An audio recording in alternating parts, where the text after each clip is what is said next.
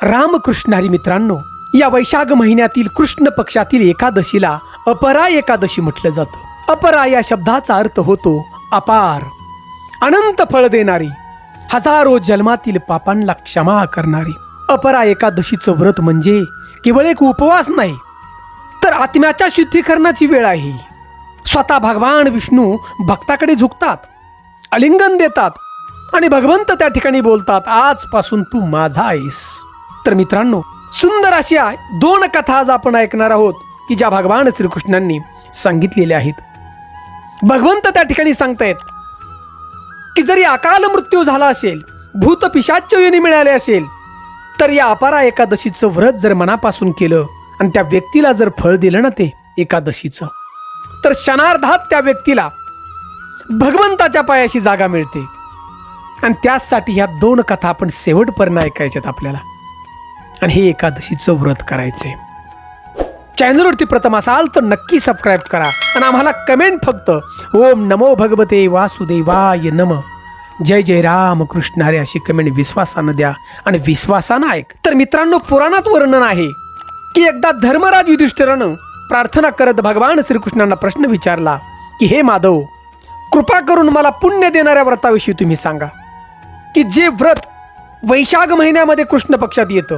आणि त्या ठिकाणी भगवान श्रीकृष्णांनी स्मित हास्य करून उत्तर दिलं की हे राजन, ही एकादशी अत्यंत पुण्यवान आहे आणि तिचं नाव आहे अपरा एकादशी. जो व्यक्ती या दिवशी श्रद्धेनं व्रत करतो तो या जन्माचंच नाही तर अनेक जन्मातील पापातून त्याला मुक्तता मिळते. बघा, त्याचं जीवन निर्मळ होऊन जातं. ज्याप्रमाणे चंद्राच्या शीतलतेमध्ये नहाणं, स्नान करणं, या दिवशी व्रत करणाऱ्याला गंगा स्नान, गाईचं दान, अन्नदान, सुवर्णदान, काशीला जाणं आणि अपार धनप्राप्ती त्या व्यक्तीला मिळते.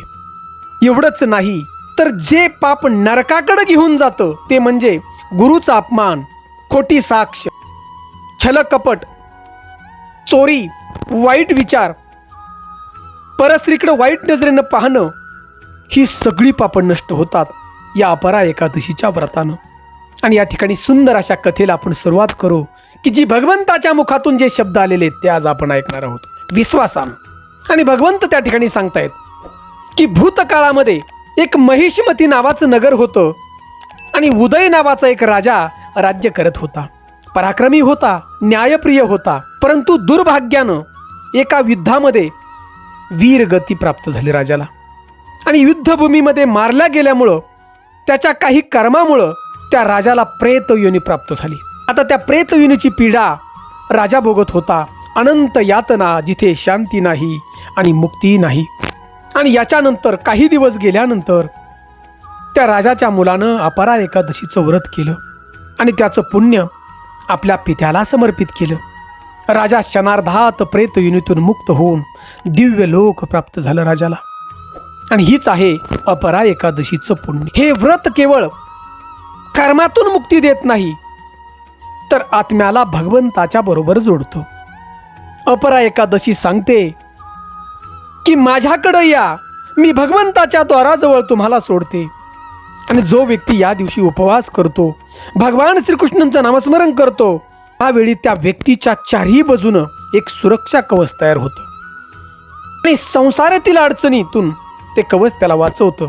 आणि या दिवशी जो उपवास करणारा व्यक्ती वैकुंठ प्राप्त करतो. प्रत्यक्षात भगवान श्रीकृष्णाने सांगितलेलं आहे. आता आपण सुंदर अशी दुसरी कथा ऐकू की भगवंताने या ठिकाणी पुरावा देऊन आपल्याला सांगितले या एकादशीचं महात्म्य. आणि भगवंत त्या ठिकाणी राजा युधिष्ठिरला सांगत आहे, राजा ध्यान देऊन ऐक. महिदोज नावाचा राजा राज्य करत होता आणि हा राजा फार पराक्रमी होता. धार्मिक कार्यामध्ये तो नेहमी लीन होऊन जात. आणि त्याचा एक लहान भाऊ होता, त्याचं नाव होतं वज्रध्वज. हा भाऊ फार क्रूर होता. नेहमी त्याच्या मनामध्ये विचार यायचा की माझ्या मोठ्या भावाला मी मारील आणि मी राज्य घेईल, स्वतः राजा होईल, असा तो विचार करत राहायचा. आणि एके दिवशी या वज्रध्वजने मोका साधून आपला जो मोठा भाऊ आहे महिध्वज याचा रात्री बघा खून केला, त्याने मारलं. लोकांना कोणालाही कळू नये म्हणून या वज्रध्वजने आपल्या मोठ्या भावाचं जे प्रेत आहे घनदाट असणाऱ्या जंगलात घेऊन गेला तो. आणि एका पिंपळाच्या झाडाखाली ते प्रेत मातीमध्ये पुरून टाकलं आणि घरी निघून आला. तो राजा झाला.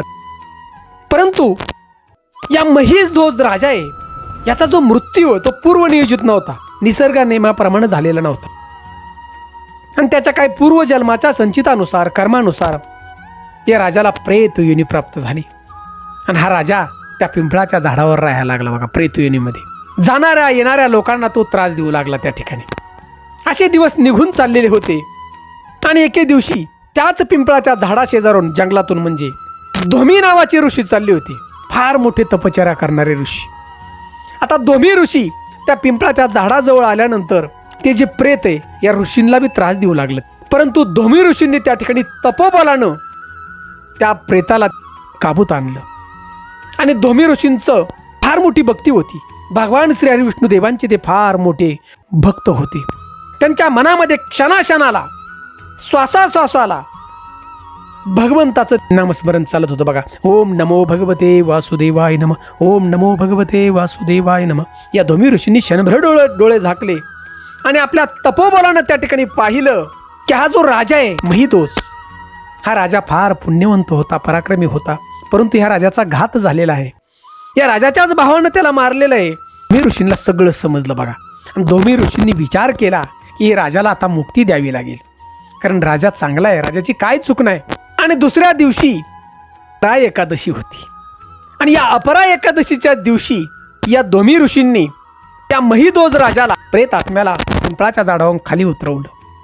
आपल्या तपोबलानं त्या ठिकाणी त्याला बांधून टाकलं. धोमी ऋषींनी त्या ठिकाणी ओम नमो भगवते वासुदेवाय नमः, ओम नमो भगवते वासुदेवाय नमः, ओम नमो भगवते वासुदेवाय नमः, ओम नमो भगवते वासुदेवाय नमः पूर्ण दिवसभर भगवंताच्या नामाचा या ठिकाणी जप केला.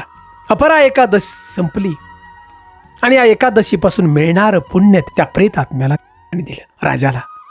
आणि क्षणार्धात त्या ठिकाणी त्या राजाला मुक्ती मिळाली. जाता जाता या आत्म्यानं आभार मानलं धोमी ऋषींचं.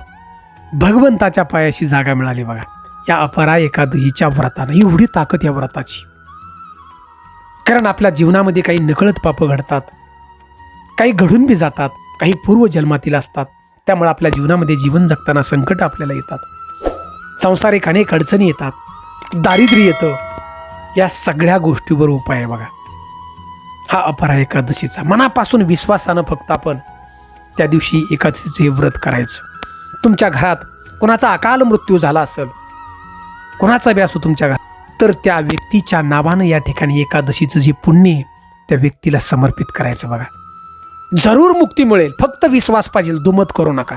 तर मित्रांनो, या दिवशी आपण नक्की हा उपवास करा, विश्वास. आता काही गोष्टी एकादशीच्या दिवशी बघा करायच्या नाही, ते सुद्धा आम्ही आपल्याला सांगण्याचा प्रयत्न करू. एकादशीच्या दिवशी तांदूळ अजिबात खायचं नाही कुठलाच.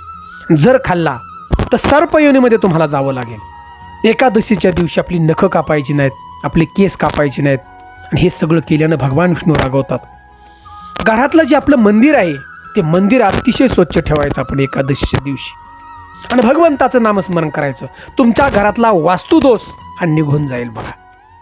मित्रांनो, सुंदर अशी अपरा एकादशीची माहिती जर आपल्याला आवडली असेल तर फक्त आम्हाला विश्वासानं ओम नमो भगवते वासुदेवाय नमः, रामकृष्ण हरी अशी कमेंट जरूर करा विश्वासानं.